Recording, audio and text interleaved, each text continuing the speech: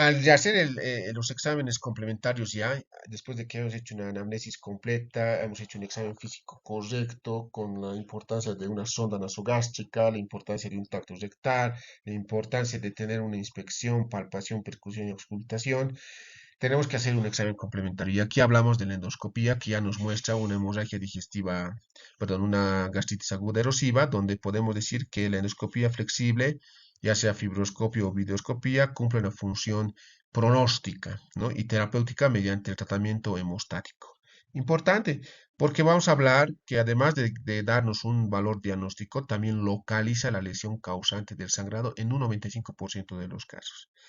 Cada lesión tiene una prevalencia establecida y también tiene un porcentaje de resangrado. Y eso es lo que nos quiere mostrar este cuadrito que está remarcado en amarillo de Argente Álvarez, que lo vamos a correlacionar con la clasificación de Forret.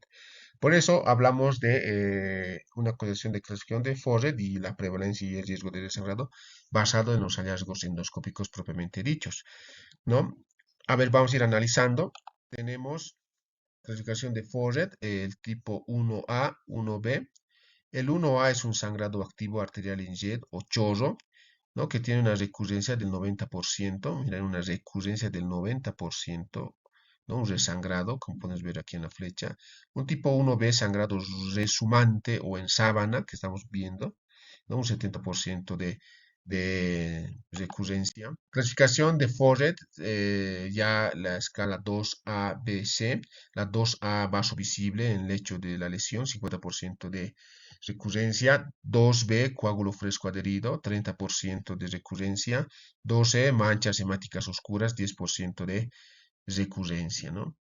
Y hablamos ya del 3, que es la lesión con base amplia cubierta por fibrina, que es un 5% de recurrencia.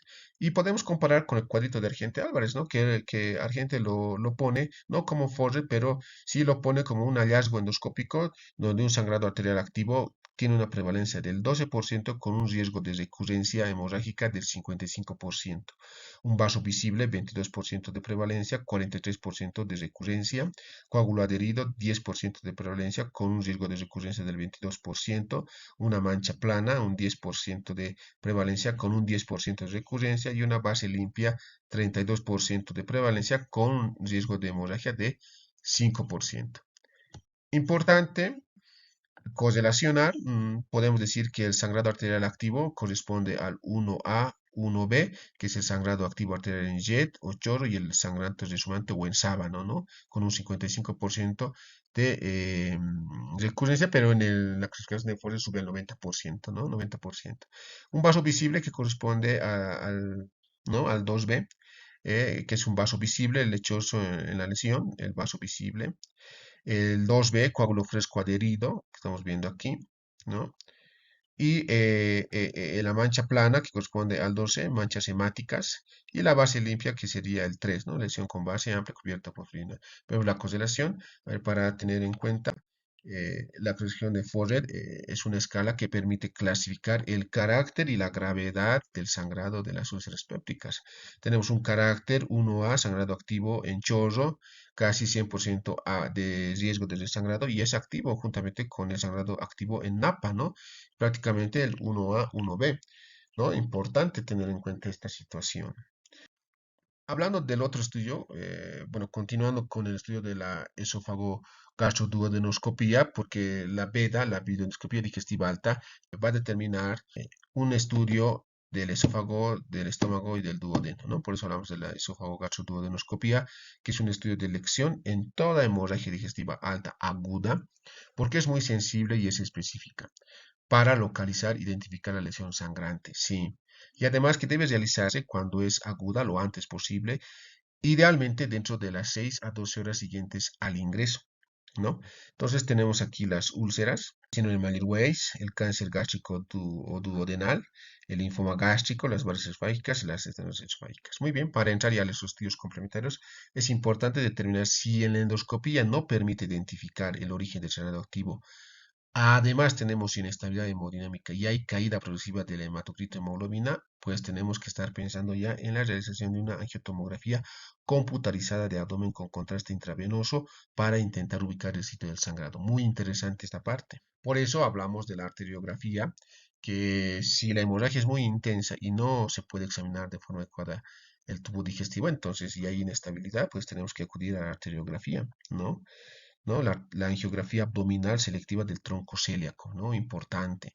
Sin embargo, el rendimiento diagnóstico solo se alcanza si la velocidad del sangrado es superior al 0,5 ml minuto. Muy importante esta situación. Podemos mostrar más figuras, ¿no? La presencia de dilataciones en trayectos de arteria y yunales proximales, las flechas, ¿no? Compatibles con pseudoaneurismas, ¿no? Otro estudio de angiografía abdominal selectiva, ¿no? Con eritrocitos marcados con tecnesio, una técnica diagnóstica en la que se realiza el barrido del paciente hasta 24 horas después de la inyección del radioscopio, ¿no? Para localizar, obviamente, la zona del tubo digestivo que sangra. Esta técnica debe realizarse cuando hay un sangrado activo. Por eso, ¿no? Donde podemos ver aquí una angioTAC abdominal multicorte, donde en A se observa, donde se identifican las asas de yeyuno, ¿no? Dilatadas, imágenes espirales y elípticas en la pared de las mismas, ¿no? Las flechas en blanco, ¿no? Imágenes de depósito de contraste de locación en ciego en las flechas negras, aquí en negro, ¿no? Como vemos, cómo se puede identificar el sangrado. El centeliograma, importante estudio, ¿no? Detección de hemorragia digestiva por centeliografía, podría llamarse. ¿Qué es el centeliograma? Se la utiliza antes de realizar la angiografía para detectar el foco de sangrado activo y registra una hemorragia con un flujo de 3 a 6 ml hora. Importante, ¿no? Masiva la hemorragia. La laparotomía correspondería ya a una situación cuando la hemorragia es además masiva, ¿no? Y persistente, ¿no? Se puede recurrir a una exploración quirúrgica, incluso pensar en una endoscopía intraoperatoria en el momento. ¿Qué de los estudios de laboratorio? Importante hablar de los estudios de laboratorio. Tenemos que pensar acá del hemograma completo, la solución de un hemograma completo, recuento de plaquetas, tiempo de protrombina, tiempo de tromboplastina parcial activada, su glucemia, la uremia, la creatinina, grupo sanguíneo y factor. Importante la función renal porque un aumento del índice urea-creatinina en la sangre es valioso como predictor de la pérdida de volumen intravascular. La urea suele aumentar en las hemorragias digestivas altas como resultado de la absorción de la sangre por el intestino. Podemos explicar de la siguiente manera: hay que entender que la relación BUN-creatinina, siempre y cuando entendiendo que el BUN resulta de la división o de una prueba de la urea dividido por la constante 2.14, nos va a dar el BUN, y hay que decir que la relación de BUN-creatinina va a ser útil para identificar la hemorragia digestiva alta, porque con un valor mayor a igual a 36 de esta relación sugiere una hemorragia digestiva del tracto superior. ¿Por qué ocurre esto? Porque la sangre en el intestino alto es digerida, ¿sí? Aumenta la urea, el nitrógeno en la sangre por esa reabsorción, y puede haber disminución del flujo sanguíneo renal por la hipoperfusión que existe. Por ende, va a hacer que la urea se eleve y esa relación aumente, ¿no? Volvemos a mostrar la prevalencia y el riesgo del sangrado basado en los hallazgos endoscópicos. Importante. Aquí mostramos una endoscopía, un algoritmo diagnóstico para la hemorragia digestiva alta. Mucho ojo en determinar la inestabilidad o estabilidad hemodinámica.